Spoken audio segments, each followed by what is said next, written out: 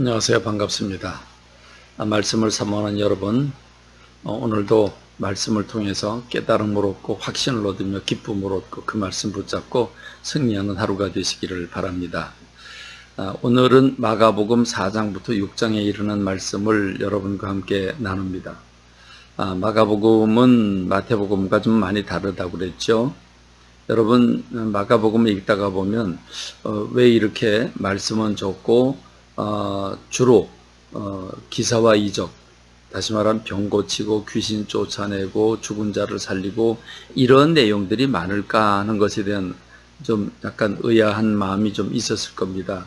그 이유는 그렇습니다. 마태복음은 마태라고 하는 분이 예수님에 대한 이 복음의 소식을 유대인들에게 전합니다. 그 청중이 유대인들입니다. 그러니까 마태가 전할 복음의 소식을 받는 사람들이 유대인들이기 때문에 유대인들이 가지고 있는 백그라운드, 구약이라고 하는 백그라운드와 선지자들을 소중히 여기고 있기 때문에 선지자들의 말을 인용하면서 예수님이 이런 분이다 라고 하는 걸 드러낸 게 마태복음입니다. 그래서 족보가 나오고 구약의 예언이 많은 겁니다. 그런데 마가라고 하는 분은 이방인에게 복음을 전합니다. 구약을 모릅니다. 선지자가 누군지 모릅니다. 주로 로마 사람들에게 복음을 전했다고 그러지요. 그러니까 마가는 곧장 복음이 무언지를 설명하고 복음을 전합니다. 그래서 마가복음 1장 1절과 마태복음 1장 1절은 다르죠. 마태복음 1장 1절은 다윗의 자손 예수 그리스도의 세계라 이렇게 족보를 얘기하고 있는 반면에 마가복음은 하나님의 아들 예수 그리스도의 복음의 시작이다 이렇게 선포를 하고 있죠. 다시 말하면 예수님이 이 땅에 오신 게 기쁜 소식이고 복된 소식인데 그 예수님이 누구로 왜 오셨냐?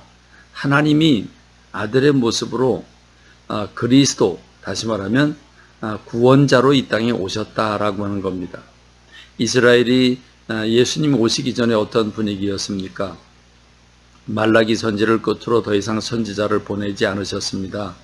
버리신 거나 다름이 없죠. 눈을 질끈 감고 계신 겁니다. 그래서 이스라엘은 여러 나라에 짓밟히고 성전이 멸시천대를 받게 되고 정말 해괴망측한 일들이 많이 일어나지요. 그러니까 예수님 오시지 않았으면 이스라엘은 전혀 희망이 없었습니다. 그게 이스라엘뿐입니까? 우리 이방인들도 매한가지죠. 세상 모든 사람들이 그렇습니다. 여러분 한번 생각해 보시죠. 예수님께서 이 땅에 오셨는데 가시는 곳곳마다 웬 환자들이 그렇게 많습니까?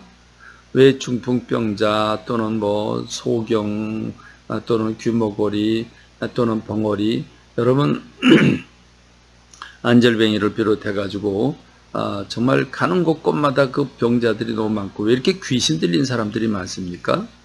우리나라도 복음이 들어오기 전에 우리 어렸을 때는 사실은 그런 환자들이 참 많았습니다. 그렇습니다. 그럴 때 예수님이 오셔서 각 동네마다 복음을 전하시는데 여러분 한번 상상을 해보시죠. 예수님이 한번 휩쓸고 지나가면, 예수님이 복음을 전하고 지나가면, 병 고치고 지나가면 그 마을이 어떻게 됩니까?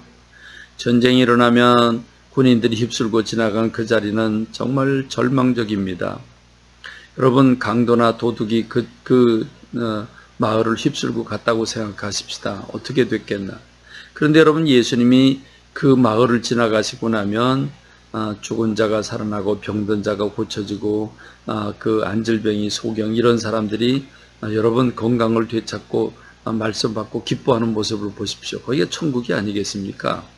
예수님은 이렇게 복음을 전하시는데 하나님의 아들 하나님께서 여기 몸을 입고 이 땅에 구원자로 오셨다고 하는 것, 그것을 바로 그 몸을 고쳐주시고 질병을 고쳐주시고 죽은 자를 살려주시면서 복음을 전하시는 겁니다. 천국이 오게 하시는 겁니다. 그렇습니다. 천국 복음을 전하시는 거죠. 그런데 놀랍게도 마가복음 4장에 보면 비유의 장이 나오고 이 마가복음 4장에 나오는 이 비유의 장에서 예수님께서 말씀하시죠. 예수님은 비유로 말씀을 하십니다. 그러니까 예수님이 제자들이 와서 묻습니다. 예수님, 왜 이렇게 비유로 말씀을 해주시냐고. 그랬더니 예수님이 충격적인 말씀을 주시지요. 하나님의 나라의 비밀을 너희에게는 주었지만 외인에게는 모든 것을 비유로 한다라고 그랬습니다. 너희 제자들에게 내가 다 가르쳐주지만 그 외 사람들에게는 아니다라는 거죠. 그러면서 이렇게 충격적인 말씀을 주시죠. 이는 그들로 보기는 보아도 알지 못하고 듣기는 들어도 깨닫지 못하게 하여 돌이켜 죄 사함을 얻지 못하게 하려 함이라 그럽니다. 무슨 말입니까?